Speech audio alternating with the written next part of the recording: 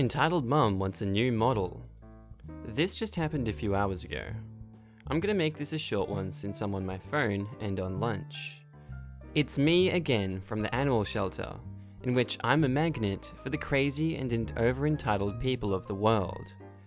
Enter 60-year-old entitled grandma. She comes into our shelter with this tiny little poodle that is skin and bones, missing hair and blind and seemingly deaf. The dog looks like it died months ago and didn't know it. Well, entitled grandma brings this dog in and says it's a stray that she found. We ask her the basics. Do you live in this country? Is one of the biggest questions we ask. See, what some people don't know is that every country and state has its own county animal shelter or animal control facility. Any stray animal found must be brought to that county's shelter, usually within 48 hours of finding the animal. It is illegal to take a stray animal from one county and surrender it to an animal shelter in a different county that you don't live in. Now, that being said, entitled grandma doesn't live in this county. However, she claims to have found this dog running down the road in our county. Okay, it happens. We take the dog and I get called to do its medical exam. I make sure the dogs and cats and whatever else we get has their proper shots and medication so they don't get sick while I'm here. Or if they are sick, so we can at least get started getting them healthy. This requires a lot of wrestling with big animals that can kill me if they timed it just right, who don't want to take their pill or get a shot. So I take the little poodle into the back, and first thing I do is scan any animal coming in for a microchip. Chip comes up instantly. I research the chip, and sure enough, it's from the next county over that entitled grandmother lives in, registered to that county's animal control. Now, this is a red flag for me. This tells me that it's her dog. However, I follow through and contact the next county's animal control. They pull up the chip number and give me the owner's name, address, and phone number. It's not entitled grandmother. Okay, I think to myself, well, I've been wrong before. I call the owner on the chip. The owner is not entitled grandmother, but it turns out the owner is entitled grandmother's daughter. And I say, hello, is this EGD? And EGD says, yes, who's this? Yeah, I'm me from County Animal Shelter. Are you missing a small elderly poodle? No, I've got a poodle for my mother, EG, as a present back in 2016. Did it get lost? No, your mother brought it in and told us that it was a stray that she found. She falsified information on a government form and abandoned her animal. These are pretty serious issues. She needs to come get her dog now. I understand, and I'll call her and make sure she comes and gets her dog back. About a half hour goes by, and my desk phone goes off. It's EGD's number. I think, okay, this is them telling me they're coming back. Nope. So I ring up, and I say, County Animal Shelter, this is me speaking. EGD, sounding very frustrated, says, yes, this is EGD calling back. Entitled grandmother isn't coming back for the dog. She says she doesn't want it anymore because she thinks it's old and ugly. She demanded I get her a teacup chihuahua instead. Well, that's between you and her, but either you or her need to come get this dog, as it's an actual crime to surrender your animal to a shelter in a county you don't live in, let alone the animal abandonment charges and putting down false information on a government form. I understand, but I work in another county and can't make it in time to get the dog. Well, then your mother needs to be an adult and come get her dog. She's got till the end of the day, otherwise we'll be filing a police report. Well, she's old. She shouldn't have to deal with this kind of stress. She should have considered that before she lied to us and abandoned her animal. Have you seen this dog? It's skin and bones. You are aware that animal cruelty is a felony in this state, right? Fine, I'll come get the damn dog. We close at posted hours. Then she hangs up. I go to lunch. I doubt I will see her or the mother, but I'm true to my word. If they don't get there by the end of the day, they're gonna be dealing with the police instead of us. Edit. Quick update. With 3 minutes left to go till we close and no EGD or EG in sight, this will now become a police matter. I gave them plenty of time to get here, now they can deal with felony charges. Edit 2. No word from EGD or EG either. I doubt they'll show up again at this point. The poodle is doing great though. She is getting food and medication she needs and already seems more energetic. The plus side is in shelters, the smaller dogs always tend to get adopted first. So once she is medically cleared for adoption, she will most likely get a home that day. Wild Karen appears. Entitled mum thinks it's okay to touch pregnant mum, gets slapped and arrested.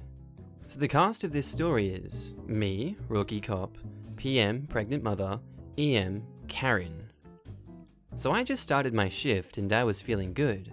I had a good dinner, all my good partners were on shift, and I was jamming out to my favorite Backstreet Boys in the back of my car. Then it happened. Dispatch sends out a call about a disturbance at a local coffee shop in my area. So I take the call and zoom on over. I pull up, and there she is. Karen. I take one step out of my patrol car, and she basically runs up to me. Now, Karen was 42 years old, with that really short haircut. I did notice that she had a big red mark on her chest. Me says, "Ma'am, is everything alright?" Karen in the most dramatic tone, "Oh, thank goodness you're here. I was just attacked by a crazy woman in the coffee shop." "Okay, where is she?" Karen points to a woman in the shop. I tell her to wait outside. Surprise, surprise, she doesn't. And I request an additional deputy to come out. I walk inside and see a young woman who is very angry and very pregnant. I would have to say like 7 months maybe. She's sitting at a table on her phone. I approached her and asked her what happened. PM says, "So, I'm here in the getting a coffee, just minding my own business, when that lady," points at Karen, "walks up to me and starts touching my belly. I ask her to stop, but she keeps touching me. Then when the barista sets my coffee down for me, she, Karen, takes it off the counter, hands it back to the barista, and says that it's illegal to sell coffee to a pregnant woman. Then she starts touching my belly again, saying that I'm a bad mum. I ask her to leave me alone and stop touching me. She then tells me she's a mother and that it's okay. She got really rough when touching my belly and I got scared. When I tried to walk away, she wouldn't stop, so I slapped that beer to get her to leave me alone." I look at Karen, who was standing by the door, rolling her eyes, as PM was telling her story. My partner shows up and walks up to me. Now, my partner is a no BS, short, southern corn-fed, mud-raised woman. I asked her to hold it down out here. I talked to the manager and several employees behind the bar. They all confirm what PM said, and the manager even brought me back to the office and showed me the security footage. All of it confirms PM's story, and on the camera, it looked like Karen was getting aggressive with the PM because PM tried to walk away, Karen wouldn't let her stomach go. I walk out to pregnant mother, and I say, "Ma'am, you want to press charges?" "Yes, please." So I walk over to Karen, and I say, "Ma'am, I'm gonna have to ask you to turn around and place your hands behind your back." "What?" "You're under arrest." Side note, in my state, you can be arrested for intentional and unlawful touching of someone. Since Karen was both aggressive and kept touching this pregnant mother, she broke the law. And she goes off, she goes crazy. She's like, "You can't arrest me. It is not illegal to touch a pregnant woman. You should arrest the employees of this place. They were giving coffee to pregnant women, endangering the child." "Ma'am, no. You cannot touch someone without their permission, pregnant or not. Second, there is no law that says a pregnant woman cannot drink coffee. So please turn around and place your hands behind your back." "No, I am not getting arrested. I am leaving. I have to get home to my children." Karen turns to leave the store, and my partner steps up in front of her with a "try me" look on her face. Karen stops dead in her tracks. I took that moment, snatched her hands, and put it on a pair of cuffs. Karen loses it. She starts trying to get away and screams. She's flailing so hard that she knocks off my body camera. I have to pick her up and carry her to my patrol car. When I get there, my partner opens the door, but Karen actually puts her feet on the panel to stop me from putting her in. My partner rolls her eyes, grabs her taser, and zaps her leg. Karen shrieks and finally gets in the car. My partner, the saint that she is, says she'd do the paperwork while I take Karen to jail. So the whole ride, I'm getting told how I need to watch my back, how she knows the sheriff, how I'm gonna lose my job, and how I have no idea who she is. So I get to the jail and she starts going off about her rights, that she needs to talk to her lawyer, and she needs to be released right now. The jail staff was looking at me like, "What unholy nightmare did you bring to us?" Stare. So I did my report and realized I still have 9 hours on shift. Luckily, the rest of the night was not that bad. You can't use being pregnant and not feeling good forever as a reason to not watch my kids for free. This happened years ago when my husband and I lived on a military base and I ran an in-home daycare that was regulated through Child and Youth Services. We had one child of our own and it was a remote base, so jobs were scarce. So I figured this was a good option for me to work and to be able to stay at home with our kiddos. The daycare spots were a shortage, and that meant I was full and even had a wait list. This also meant I could kind of pick and choose the kids I had in my care. For the most part, I had great kids and decent parents. I even became friends with one set of the parents, and that was a mistake. This mum, let's call her Karen, seemed to be normal, as in not entitled, when we first met. We even had her family over for barbecues on a couple of weekends, and things were good. During the time of having the daycare open, I became pregnant with our second child. I have issues with headaches, and when I'm pregnant, they get so much worse. Karen began asking me to babysit after hours for free, as friends for her. I agreed once in exchange for her watching our son in return, and she agreed. I watched Karen kids, and she never followed through and watched ours. After that, Karen's frequently asked me to allow her kids to stay late and not get charged, and also she would ask me to babysit after hours for free, and each time I would say no, and I used my headaches as a reason. Karen actually said, "You can't use being pregnant as an excuse forever." I said no, not forever, but for about 9 months. And it was about this time I knew I would not be able to keep running my daycare after a couple of months because of the high-risk nature of my pregnancy. I started by informing the CYS and then put a letter together for the parents, and I gave them 2 months' notice to find care. This was an additional 30 days over and above what is required in the contract. I wanted to be fair and knew it might be hard to find care. I was also releasing them from their contracts as soon as I could, or as soon as they could find care. They did not need to give me notice. I handed out the letters at pickup that day. Karen waited till the other parents left and tore her letter up with a smile, and says, "Will you throw this away for me?" Sure, but you did get the gist of it, right? "Yeah, you're closing your daycare because you're pregnant and don't want to deal with all those other people." No, I'm closing because I have a high-risk pregnancy and my doctor says I shouldn't be chasing after all the kids and I will have lots of appointments. Well, yeah, but you can still watch Kid 1 and 2 for me. And since you won't have a full daycare, you can do it for a lot cheaper. Karen, I'm closing my daycare. Okay, then at least you can watch my kids for free while I find daycare and will be my backup care. No, I'm sorry, Karen, I'm not doing that. Oh, this is ridiculous. Women get pregnant all the time and you already have to watch your son. You can totally watch my 2 kids too. Or are you telling me you can't watch your son either? I'm not going into this. I think it's time for you to find a new provider. Fine, but I don't think I should have to pay you while I look. You have to pay or I will stop watching your kids. So, Karen then left with her kids.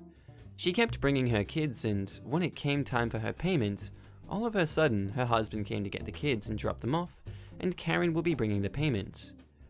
This went on for 2 days, and then I told him that if I wasn't paid, I would not accept the kids into care and they would still owe me for the past due. Karen showed up on the third day and wrote a check. This was normal, but it bounced, and that was not. I then contacted CYS and let them know per the contract. I gave them an invoice with a $25 NSF fee and a 48-hour notice to pay in full in cash. Karen's husband showed up and paid, but he said Karen was going to be upset because she did not want to pay. I guess she felt I should be watching her kids for free since I was closing my daycare. I talked to her husband and said I feel better if he finds new care as soon as possible, and that until he does, I would need to be paid in advance for the care. I had the kids for 2 weeks more. A way funny later event happened. After I gave birth to our daughter, this had to be about a year and a couple of months after closing the daycare, Karen called me. She wanted me to babysit her kids overnight, so they could go to Las Vegas to a military ball. Oh, did I mention she wanted me to do this for free? I said no. Entitled mother treats daughter like trash. Now this isn't my story, but I heard my teacher talk about this entitled parent. There was a girl who was previously in her class, valedictorian of her class, graduating with a 4.8 GPA, also great athlete. The mother was an absolute piece of trash who kept calling her fat. She wasn't, she had about 11% body fat or so, and didn't let her eat. The only time the daughter was allowed to eat was at school and when she was dropped by the teacher's house. To put this into perspective, the mum was 4 feet tall, while the daughter was like 6 feet tall. There was also her brother, who was treated way better. This was an Asian family, so when the daughter was supposed to go to college, her younger brother went instead. He had the worst grades. She ended up working at the family store, where she sadly committed suicide a few months later. Entitled dad thinks her mother should receive special treatment at the doctor's office. So, for context, my dad is a doctor, and whenever his nurse can't work and I am at home from college, I come down to his office to do my paperwork. That means I'm the one calling the patients in as well. Everyone gets an appointment, usually weeks early so no one has to wait for too long. I go into the waiting room, call in the next patient, when a 40-ish woman jumps at me. I helped my dad out a lot and I have my share of experience with entitled parents, so I knew right away that this won't be easy. I say to her, "Yes, how may I help you?" "You have to treat my mum right now." I look at said mum because we do give priority to acute cases, but this lady seems absolutely fine. "When do you have your appointment?" "It was 2 weeks ago. We couldn't make it."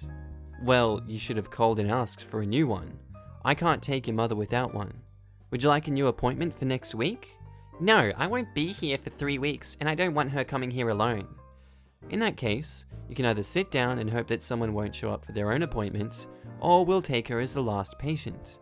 "I'm not going to sit here until 1:30. "There's not much I can do about it then." "I have to leave earlier than that." "Lady, please listen.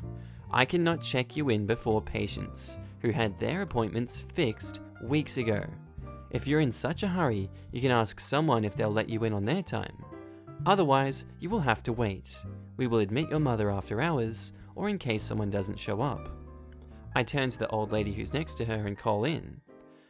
Later, when I opened the door again, I looked at ED and asked her if anyone came.